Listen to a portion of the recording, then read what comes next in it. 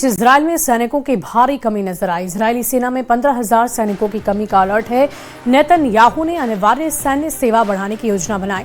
Iran से जंग के बीच इजरायल को बहुत बड़ा नुकसान पहुंचा है।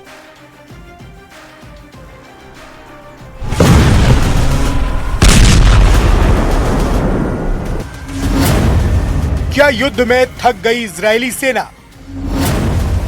ट्रिपल फ्रंट पर चैलेंज भारी पड़ गया। युद्ध के बीच आईडीएफ का रेड फ्लैग। आईडीएफ यानी इजराइल डिफेंस फोर्सेस दुनिया की वो सैन्य ताकत जिसने युद्ध के मैदान में कभी हार का मुंह नहीं देखा।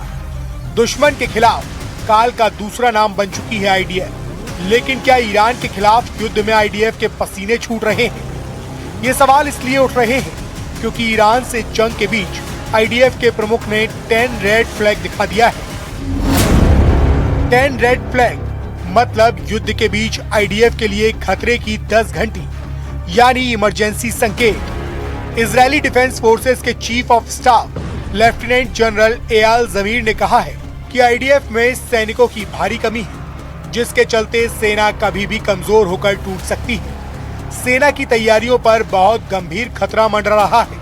इजराइल की सेना पहले गाजा के साथ ऑपरेशन में लगी थी, उसके बाद आईडीएफ ईरान के खिलाफ जंग में कूदी और इस जंग के बीच तीसरा मोर्चा खुला लेबनान में, जहां आईडीएफ ने हिजबुल्लाह के सफाई के लिए ग्राउंड ऑपरेशन शुरू कर दिए हैं। और इन 3 मोर्चों के बीच अब आईडीएफ में सैनिकों की कमी महसूस होने लगी है।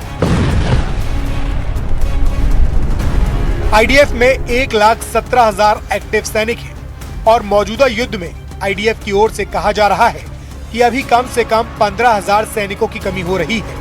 जंग के बीच सेना की कमी कोई नई बात नहीं है।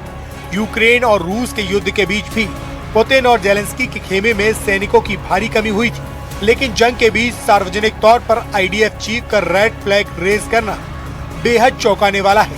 हालांकि मुमकिन ये भी है कि ऐसे रेड फ्लैग रेज करना इजराइल की कोई रणनीति भी हो सकती है, ताकि ईरान को ये लगे कि इजराइल कमजोर हो गया है और वो इजराइल को हल्के में लेने की गलती कर बैठे।